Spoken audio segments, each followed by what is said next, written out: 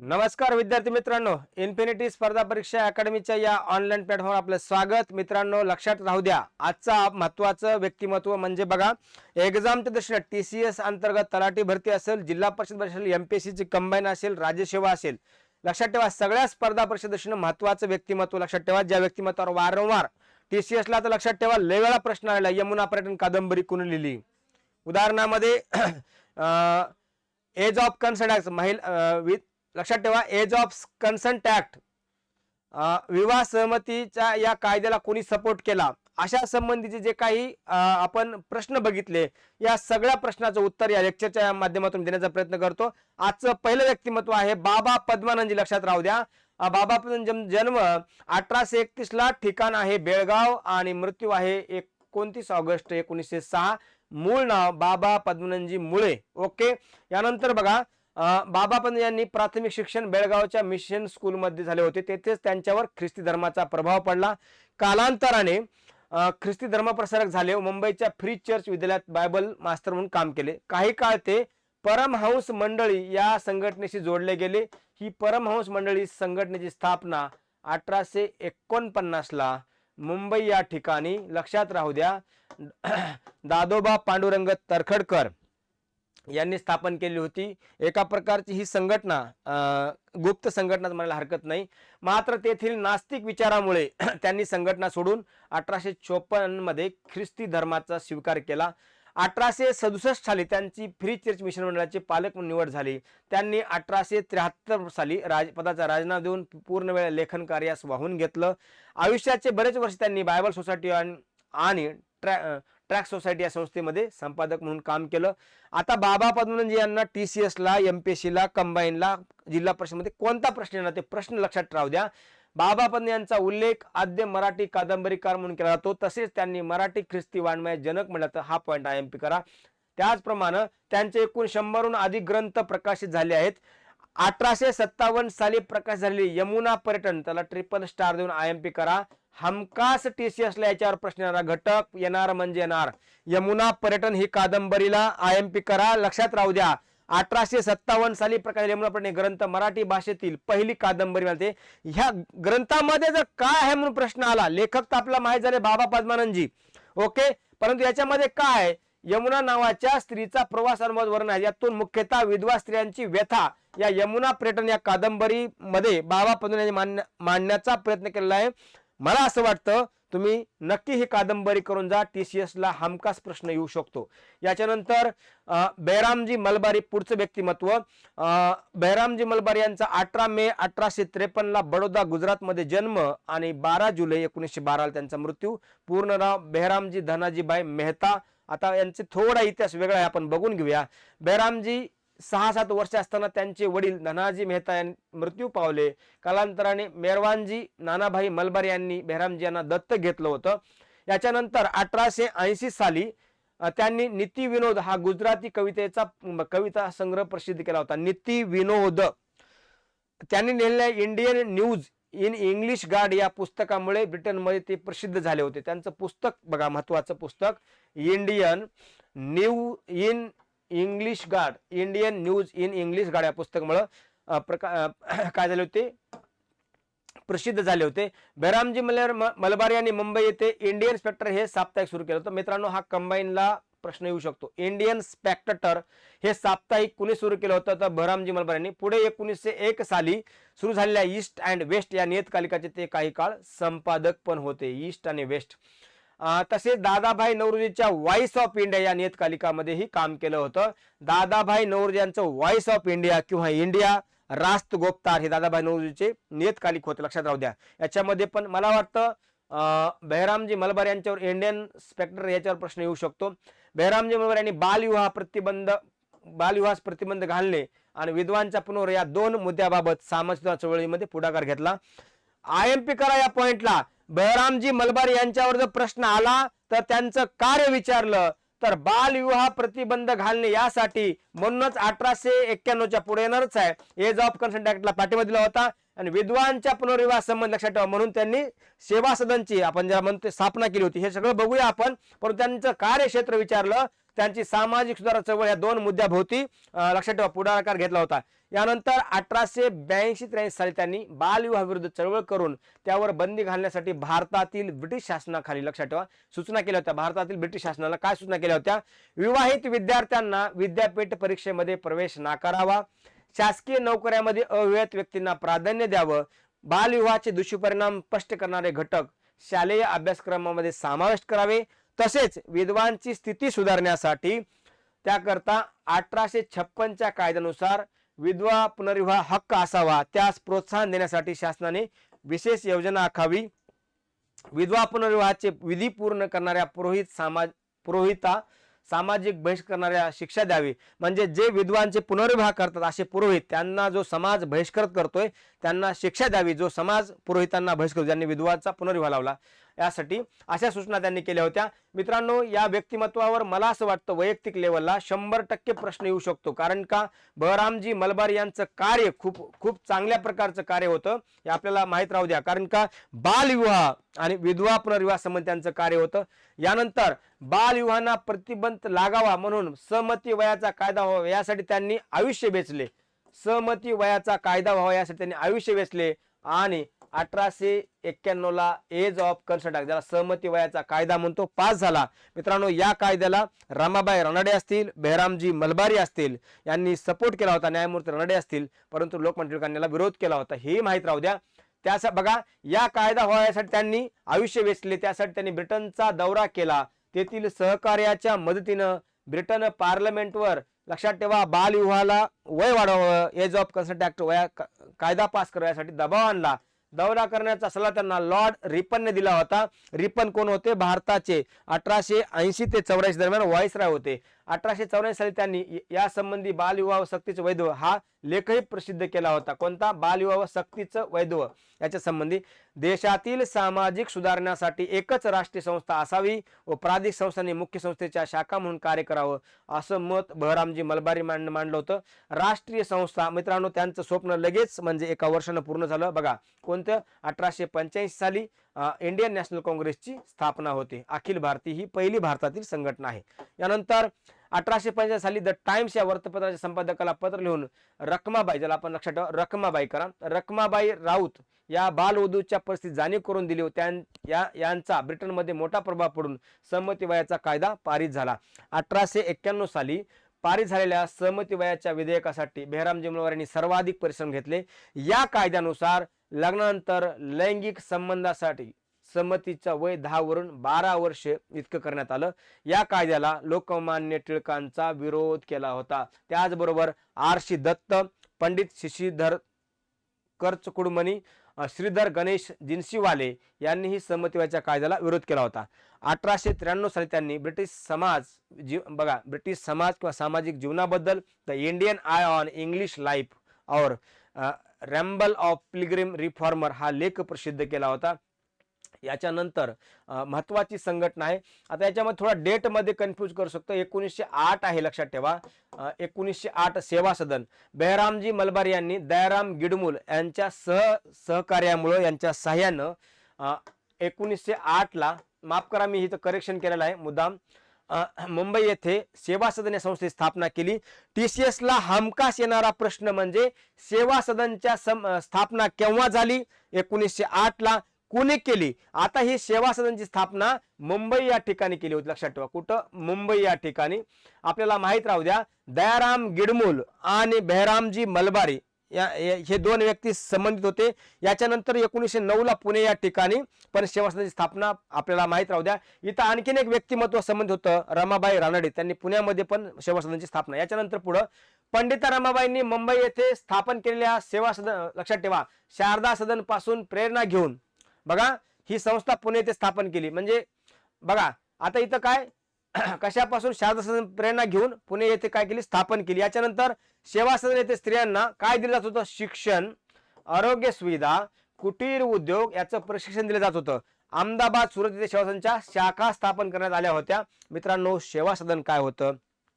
महिलांचं, ज्या महिलांना कमी वयामध्ये, लक्षात ठेवा, पतीचं निधन झालं, विधवा होता, त्यांना पुन्हा आयुष्य जगण्याचा मार्ग उपलब्ध करणारे हे सदन होतं. 1908. मी परत एकदा सांगतो, सेवा सदनवर जर TCS न प्रश्न विचारला तर 1908 ला मुंबईमध्ये सेवा सदनची स्थापना बळरामजी मलबारी, त्यानंतर त्यांचे सहकारी दयाराम गिडमुल आणि रमाबाई रानडे. आपल्याला जर प्रश्न आला असता लक्षात ठेवा. आणि 1909 ला पुणे या ठिकाणी. ओके. याच्यानंतर पुढचं व्यक्तिमत्व विष्णू शास्त्री पंडित. मित्रांनो त्यांचं मूळ गाव बावधन, जिल्हा सातारा. 1827 चा जन्म आहे, जन्म ठिकाण सातारा, आणि 1876 त्यांचं निधन झालेलं आहे. विष्णू शास्त्री पंडित यांनी त्यांचे वडील परशुराम शास्त्री यांच्याकडून संस्कृत भाषेचं प्राथमिक शिक्षण घेतलं. वैदिक शास्त्राचे पंडित राघवेंद्राचार्य पंडित यांच्याकडून त्यांनी प्राचीन शास्त्रे, न्याय व संस्कृत व्याकरण या विषयात शिक्षण घेतलं. 1859 साली त्यांनी शासकीय भाषांतर विभागात नोकरीचा राजीनामा देऊन सार्वजनिक जीवनाला वाहून घेतलं. विष्णू शास्त्री विधवा पुनर्विवाहाचे समर्थक होते, तसेच जातीभेद, उच्च जाती यांना त्यांना विरोध होता. मित्रांनो इथंही प्रश्न येऊ शकतो. विष्णू शास्त्री लक्षात ठेवा, यांचं विधवा पुनर्विवाहाचे ते समर्थक होते, हा प्रश्न येऊ शकतो. त्यांनी काही काळ समाज सुधारणेचा पुरस्कार करणाऱ्या इंदू प्रकाश या नियतकालिकाचं संपादक हे काम केलं होतं. त्यांनी बंगालचे सुधारक पंडित ईश्वरचंद्र विद्यासागर यांच्या विधवा पुनर्विवाहाचे समर्थन करणारे पुस्तकाचे मराठी भाषांतर केलं होतं.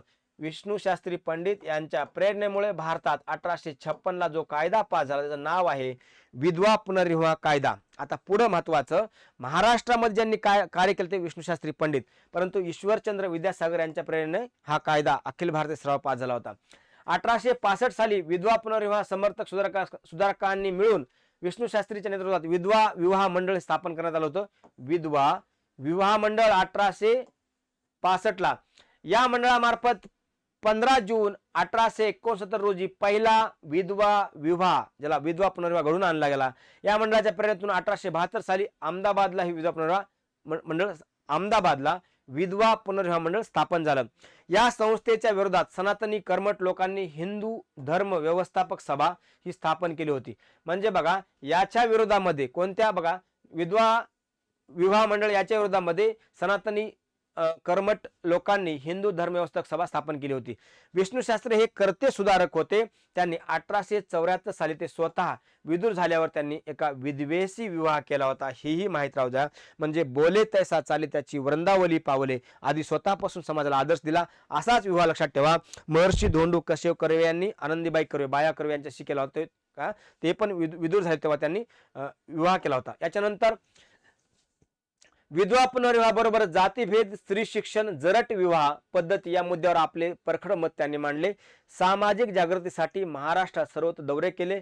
विधवा पुनर्विवाहाचे समर्थन करणाऱ्या विष्णू शास्त्री, लक्षात ठेवा, विष्णू शास्त्री महाराष्ट्राचे, बघा, पंडित ईश्वरचंद्र विद्यासागर असे म्हणतात, कारण का त्यांचं कार्य विधवा पुनर्विवाह संबंधी होतं, म्हणून त्यांना महाराष्ट्राचे पंडित ईश्वरचंद्र विद्यासागर म्हणतात. जर आलाच प्रश्न तर माहित राहू द्या. त्यांचे साहित्य संपदा महत्वाचे: शुद्ध धर्म, ब्राह्मण कन्ये, विवाह विचार, पुरुषोक्त व्याख्या, समृद्धी शास्त्र, हिंदुस्थानचा इतिहास, तुकाराम बाबाच्या अभंगाता, संस्कृत व धातुकोश, इंग्रज व मराठी कोश, विधवा विवाह, लक्षात ठेवा, आणि बंगाली ग्रंथाचा, बघा, ईश्वरचंद्र विद्यासागरचा यांचा ग्रंथ होता कोणता, बंगाली ग्रंथ, त्याचा मराठी अनुवाद विधवा विवाह हा कोणी केला होता, विष्णूशास्त्री पंडित यांनी केला होता. यानंतर पुढचं व्यक्तिमत्व ज्याच्यावर TCS प्रश्न विचारतं वारंवार, गोपाळ बाबा वलंकर. 1840 ला रावत तालुका महाड येथे जन्म, आणि 19 म्हणजे 19 मध्ये त्यांचं 1900 मध्ये त्यांचं निधन झालेलं आहे. त्यांना गोपाळ कृष्ण हे त्यांचं इतर नाव होतं. मित्रांनो प्रश्न येतो, अस्पृश्यते विरुद्ध लढा देणाऱ्या आणि दलित चळवळ उभा करणाऱ्या प्रारंभीच्या सुधारकांमध्ये गोपाळ बावलंकरांचा समावेश होतो. 1866 साली लष्कर सेवेतून निवृत्त झाल्यानंतर त्यांनी दापोली येथे स्थायिक झाले. 1892 साली अस्पृश्यांनी लष्करात अधिक प्रमाणात भरती करावे यासाठी, मित्रांनो इथं प्रश्न 100% येणार, 100% IMP करा. TCS असेल, MPSC ची कंबाईन असेल, प्रश्न येऊ शकतो. यासाठी त्यांनी शासनाला एक निवेदन केलं होतं. दलितांचं लष्कर भरती बंद झाल्याने न्यायमूर्ती राणे यांच्यासोबत मिळून त्यांनी काय केला होता, अर्ज सादर केला होता की पुन्हा भरती सुरू करावी, दलितांना प्रवेश द्याव्यासाठी. गोपाळ बुवांनी किंवा गोपाळ बाबांनी अनार्थ दोष परिहार समाज मंडळ ही संस्था काढली होती. मित्रांनो इथंही IMP करा, हाही परीक्षेला प्रश्न येतो. TCS ला तुम्हाला 100%, MPSC ला कंबाईनला हा प्रश्न येतो. अनार्थ दोष परिहारक समाज मंडळ कोणी स्थापन केलं, तर बघा गोपाळ बाबा वलंकर यांनी. गोपाळ बाबा बरोबर गोपाळ बाबावर महात्मा ज्योतिराव फुले यांचा प्रभाव होता. महात्मा फुले त्यांचा चांगला परिचय होता. 1888 साली त्यांनी टिळक विध्वंसक हे मासिक सुरू केलं होतं. यालाही IMP करा, टिळक विध्वंसक. इथंही प्रश्न येऊ शकतो. 1889 साली टिळक विध्वंसक नावाने ग्रंथही त्यांनी प्रकाशित केला. मित्रांनो, TCS याच्यावर 100% ग्रंथावर जर प्रश्न आला तर विचारू शकते. विटाळ विध्वंसक 1894 साली त्यांनी हिंदू धर्म दर्पण नावाचा ग्रंथाची रचना केली होती. हिंदू धर्म दर्पण या माध्यमातून त्यांनी महार ज्योतिषांचा एक गट उभा केला. महार ज्योतिषामुळे समाजावर ब्राह्मणांचे वर्चस्व काय झालं होतं, कमी झालं होतं. याच्यानंतर 1895 साली त्यांनी पुण्याला भरलेल्या सामाजिक परिषदेमध्ये सहभाग घेतला. काँग्रेस सारख्या राजकीय संघटनांनी अस्पृश्यांच्या प्रश्नात लक्ष घालाव्यास त्यांनी सामाजिक परिषदेच्या व्यासपीठावर म्हणलं होतं. मित्रांनो, राष्ट्रीय सामाजिक परिषदेची स्थापना 1887 ला न्यायमूर्ती महादेव गोविंद रानडे यांनी केली होती. आपल्याला ही माहिती राहू द्या, कारण सामाजिक परिषद हे नाव आले 1887 ला. फक्त नावात राष्ट्रीय सामाजिक परिषद असं लक्षात राहू द्या. गोपाळ बाबांनी दीनबंधू या तत्कालीन नियतकालिकामध्ये बघा काही अभंगाची रचना केली होती. त्यातून हिंदू धर्मातील कुप्रथावर त्यांनी टीका केली होती. तसे सुधारक या वर्तमानात हे लिखाण केलं होतं. मित्रांनो, दीनबंधू हे कृष्णराव भालेकरांचं होतं. हे कधी सुरू झालं होतं? 1877 ला. 80 ला बंद पडलं. पुन्हा हे 1880 ला मुंबई या ठिकाणावर पुन्हा नारायण मेघात लोकांनी सुरू केलं होतं. तर गोपाळ बाबा यांच्यात लिखाण केलं होतं. सुधारक हे 1888 ला गोपाळ गणेश आगरकरांनी सुरू केलं. हे मराठी भाषेचं वृत्तपत्र होतं सुधारक. ओके, यानंतर पुढचं व्यक्तिमत्व शिवराम जानोबा कांबळे. मित्रांनो, यांच्यावरही आयोग प्रश्न विचारतं. 1875 ते 1940 हा त्यांचा कार्यकाल आहे. गोपाळ बाबा वलंकर नंतर शिवराम जानोबा कांबळे अस्पृश्यांचे महत्वाचे नेते व समाजसुधारक होते. सुरुवातीला स्वतंत्रपणे अस्पृश्यांच्या उद्धाराचे कार्य त्यांनी केलं. 1937 नंतर ते आंबेडकर चळवळीशी जोडले गेले. 1903 साली IMP करा. मित्रांनो, इथं प्रश्न येऊ शकतो. सासवड येथे महाराजांची सभा भरवली होती. 1890 सालापासून लष्कर व पोलिसांमध्ये अस्पृश्यांची भरती बंद करण्यात आली होती. सासवडच्या सभेत अस्पृश्यांची भरती पुन्हा सुरू करण्याची मागणी 1903 ला. आपल्याला शिवराम जानोबा कांबळे यांच्यावर जर प्रश्न आला तर हाच प्रश्न TCS विचारू शकतो. IMP करा. 1903 च्या सासवड येथे भरलेल्या परिषदेमध्ये बघा, लक्षात ठेवा, जी 1890 पासून जी भरती बंद होते कुठं, लष्कर आणि पोलिसांमध्ये अस्पृश्यांची, ही भरती पुन्हा सुरू करावी अशी मागणी 1903 ला सासवड येथे कोणी केली होती? गोपाळ बाबा वलंकर केली होती. या संदर्भात त्यांनी शासनाकडे अर्जही केला होता आणि दलितांच्या उद्धारासाठी झालेली कदाचित ही पहिलीच सभा होती. ओके, याच्या नंतर पुढं 1904 साली त्यांनी ही एक संघटना त्यांची विचारू शकतो, श्री शंकर प्रासादिका सोमवंशी हितचिंतक मित्र समाज, ही 1904 ला त्यांनी स्थापन केलेली ही संस्था होती.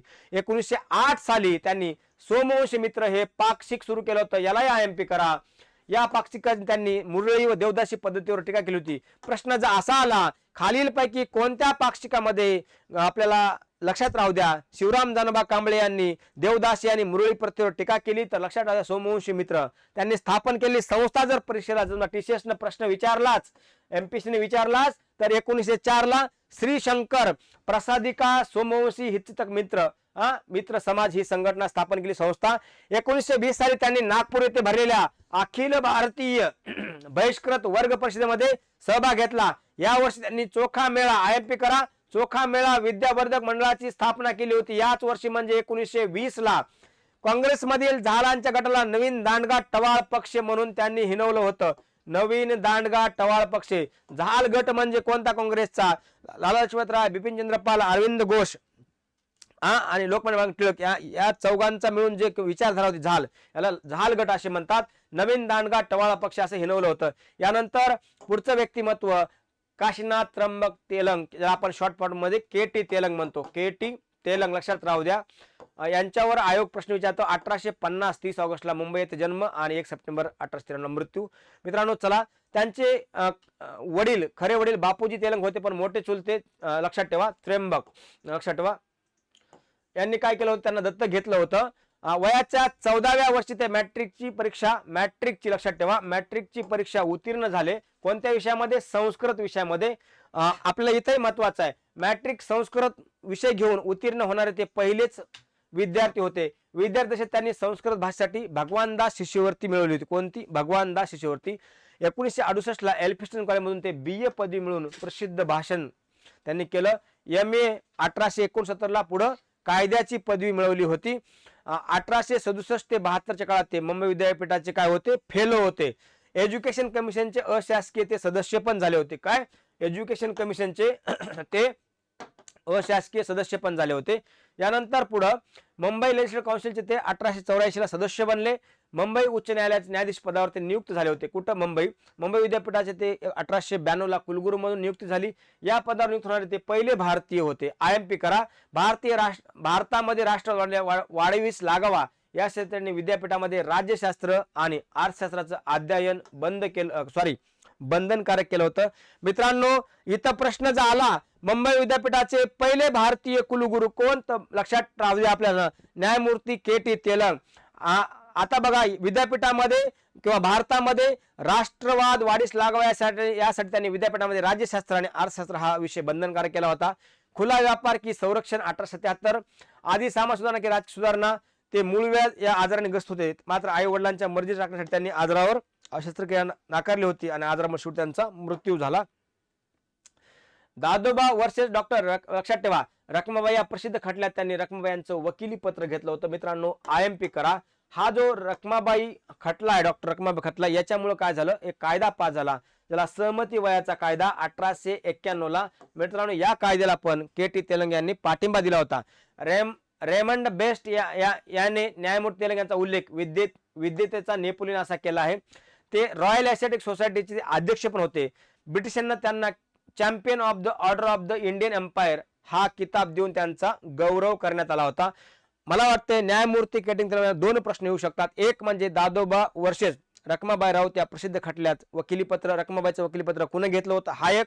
पुन्हा सहमती वयाच्या कायद्याला त्यांनी पाठिंबा दिला होता. आणखीन एक महत्वाचं, ते मुंबई विद्यापीठाचे पहिले भारतीय कुलगुरू आणि विद्यापीठामध्ये मुख्यतः विषय कंपल्सरी करणारे राज्यशास्त्र आणि अर्थशास्त्र. का? तर राष्ट्रवाद वाढीस लागावा ह्याच्यावर प्रश्न अपेक्षित आहे. याच्यानंतर पुढं यांचे बघा, KT तेलंग यांनी student literary and scientific society व हिंदू युनियन क्लब या दोन संस्थेत संबंधित होते.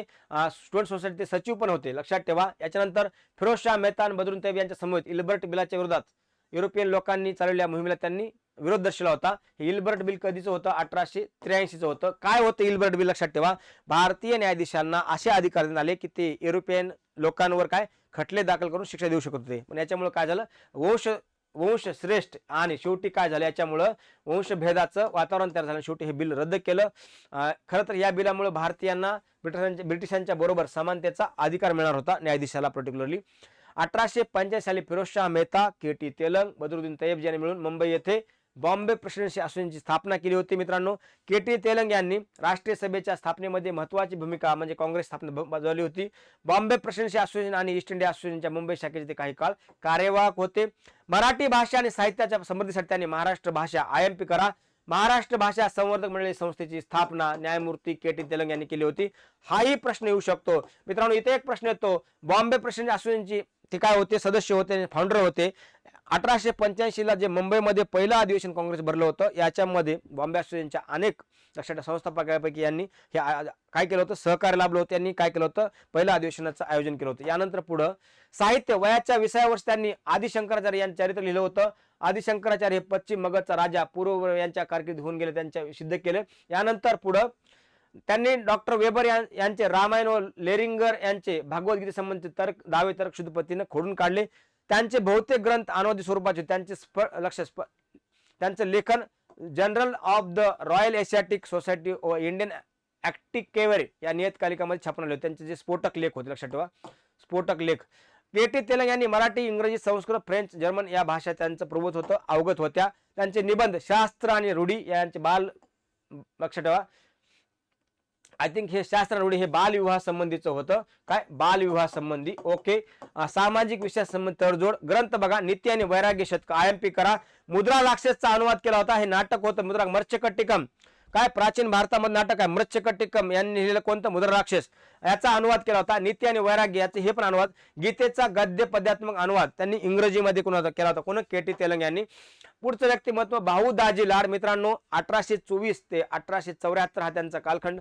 मांजरे, गोवा. रामकृष्ण विठ्ठल लाड हे त्यांचं पूर्ण नाव आहे. भाऊजी प्राथमिक शिक्षण नारायण शास्त्री प्रौढिक यांच्या मराठी शाळेत झालं. त्यांनी खाजगीरित्या संस्कृतचा अभ्यास केला. पुढे महाविद्यालय शिक्षणासाठी मुंबई येथे एलिफंट कॉलेजमध्ये पूर्ण केलं. त्यांनी 10 रुपये म्हणजे दरमहा 40 रुपये इतकी शिष्यवृत्ती मिळाली. एल्फिन्स्टन कॉलेजमध्ये अध्यापक म्हणून काही काळ नोकरी केली. मुंबईतील ग्रँट मेडिकल कॉलेजमध्ये स्थापना झाल्यावर त्यांनी एल्फिन्स्टन कॉलेजमधील अध्यापकाचा राजीनामा दिला व वैद्यकीय अभ्यासाला त्यांनी काय केलं, प्रवेश घेतला होता. मित्रांनो, यांच्यावर धन्वंतरी म्हणून प्रश्न आपल्याला आला. 1891 ग्रँड मेडिकल कॉलेजमध्ये त्यांनी फॅरिस स्कॉलरशिप मिळाली होती. तसेच त्यांनी महाविद्यालयामध्ये ग्रंथालयात नोकरी केली.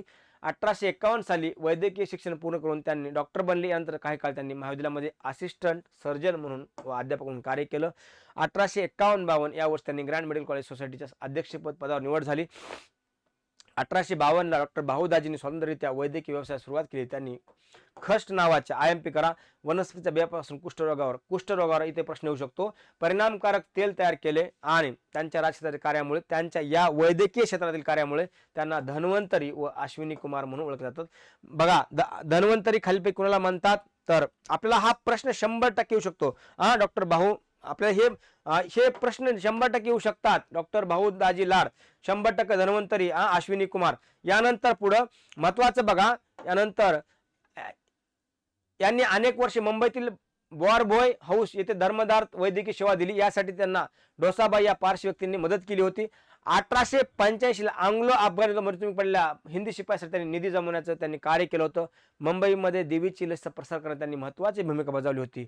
हा जो प्रश्न आला, देवीच्या लसी संबंधी कुणाचं कार्य आहे, तर डॉक्टर भाऊदाजी लाड यांचं. डॉक्टर भाऊदाजी लाड यांनी मुंबईच्या रॉयल एस्टेट सोसायटीच्या जर्नलसाठी विपुल लेखन केलं. 1864 साली त्यांनी संस्थेच्या उपाध्यक्ष पदावर निवड झाली. भाऊदाजींचं मुंबईच्या शरीफ पदावर पण नियुक्ती झाली होती, शरीफ पद. ओके, 1868-69 मध्ये.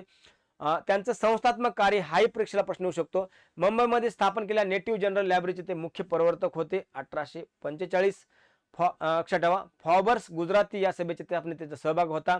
बॉम्बे असोसिएशन या संस्थेचे संस्थापक सदस्य होते. चिटणीस त्यांनी बॉम्बे असोसिएशन, बॉम्बे प्रेसिडेन्सी 1852 साली स्थापन झालेली. लक्षात ठेवा, जगन्नाथ शंकर शेठ.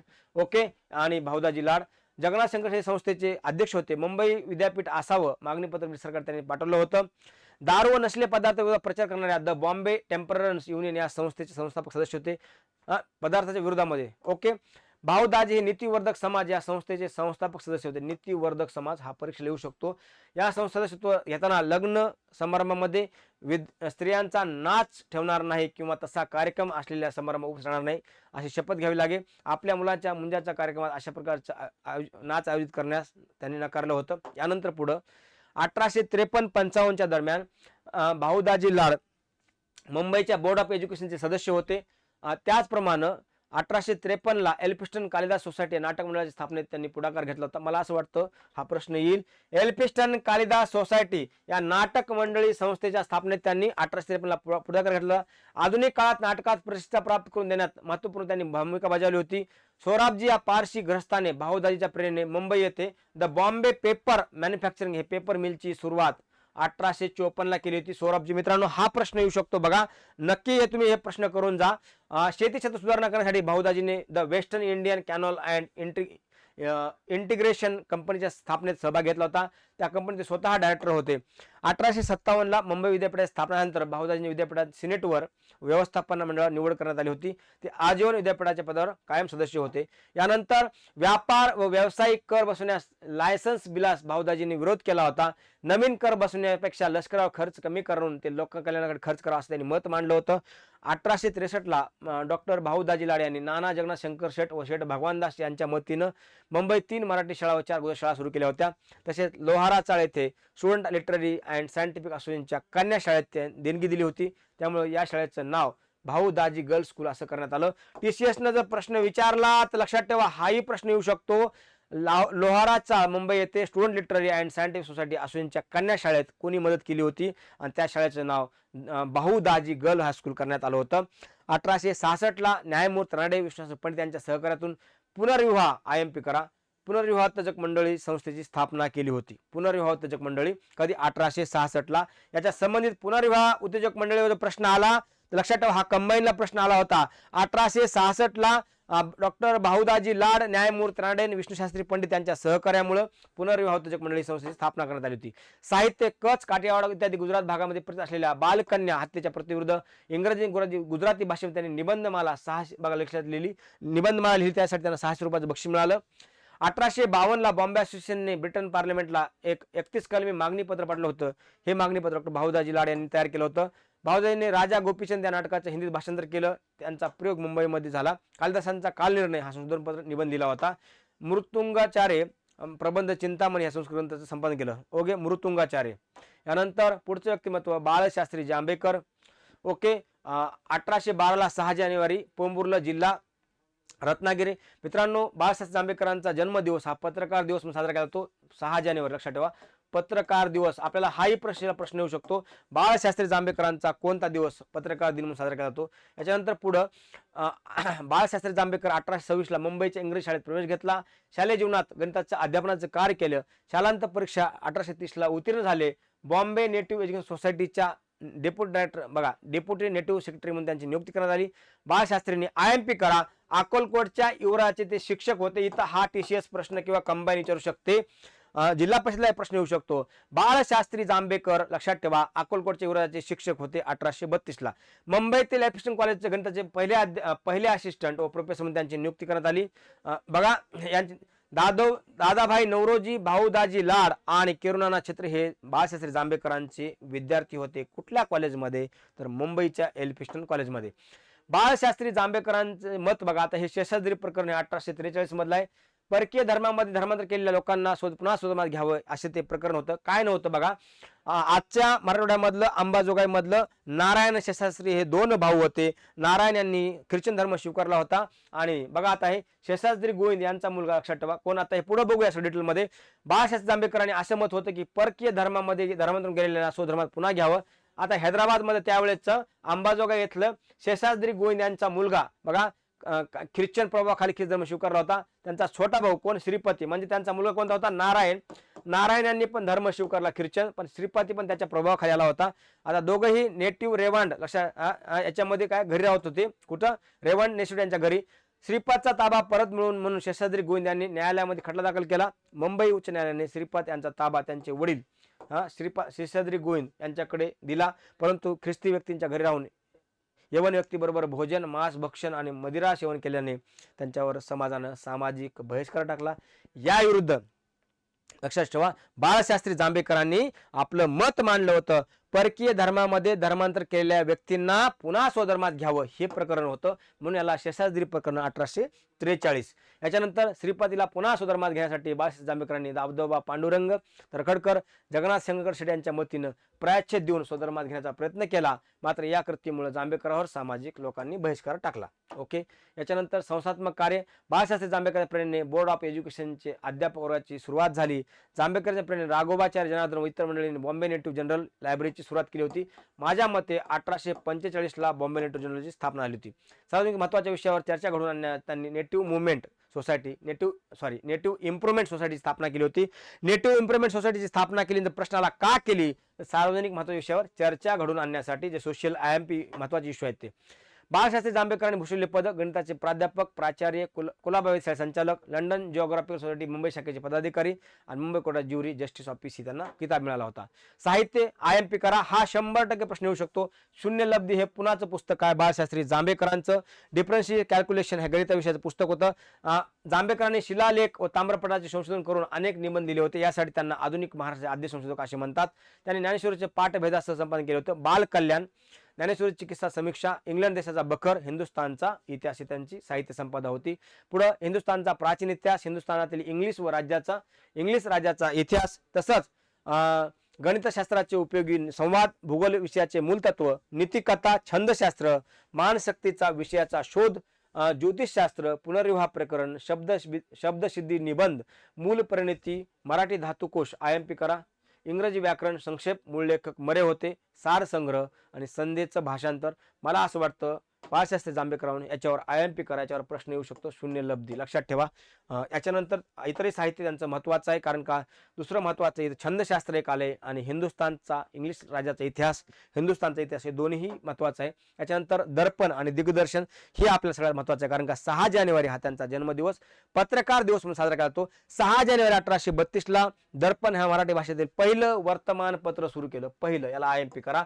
हमखास प्रश्न येणारा प्रश्न म्हणजे कोणता? दर्पणची सुरुवात कोणी केली? बाळशास्त्री जांभेकरांनी केव्हा केली? 6 जानेवारी 1832ला. दुर्दैवाने हे 1840ला दर्पण बंद पडल्यानं दिग्दर्शन नावाचं मराठी मासिक सुरू केलं त्यांनी, दिग्दर्शन. दर्पण वर्तमान सुरू केल्याने मराठी वर्तमानाचे जनक त्यांना म्हणतात. काय? मराठी वर्तपत्राचे जनक दर्पणकार ही उपाधी त्यांना देण्यात आली. दर्पणकार. भारतीय लोकांमध्ये परकीय विद्या व ज्ञानाचा प्रचार व्हावा म्हणून प्रयत्नशील राहणे दर्पण हा वर्तपत्राचा उद्देश होता. यासाठी वर्तपत्रातून इंग्रजी व मराठी अशा दोन्ही भाषेमधून लेख येत होते. वर्तमानाच्या डाव्या बाजूला लक्षात ठेवा इंग्रजी आणि मजकूर, तर उजव्या बाजूला लक्षात ठेवा मराठी भाषेतील इंग्रजी छापलेला अनुवाद असायचा. यातील इंग्रजी मजकूर बाळशास्त्री जांभेकर स्वतः लिहित होते. IMP करा. तर भाऊ महाजन हे मराठी भाषेतील, बघा भाऊ महाजन यांचं नाव आलंय. ओके, प्रभाकर वर्तपत्र भाऊ महाजन. इतिहास विषय विविध शोध निबंध रॉयल एस्थेटिक सोसायटीच्या नियतकालिकामधून प्रकाशित करण्यात आले होते. तसंच मराठी भाषेतील पुस्तक संपादनाचं महत्त्वपूर्ण कार्य बाळशास्त्री जांभेकरांनी केलं होतं. मराठी वर्तपत्राचे जनक दर्पणकार, बघा त्यांच्या पदव्या होत्या. चुकू नका, दर्पण हे लक्षात ठेवा हे वर्तमानपत्र होतं, दिग्दर्शन हे मासिक होतं. ओके, याच्यानंतर पुढं त्यांच्याविषयी जे काही उद्गार काढले होते बघा. न्यायमूर्ती चंदावरकर म्हणतात पश्चिम भारतातील आद्य ऋषी दादाभाई नौरोजी म्हणतात पश्चिम भागातील अर्वाचीन विद्या मुकुटमणी. घोडके प्राध्यापक श्री घोडके म्हणतात, श्री घोडके. बाळशास्त्री जांभेकरांनी आधुनिक महाराष्ट्र आद्य प्रबोधनकार मानले पाहिजे.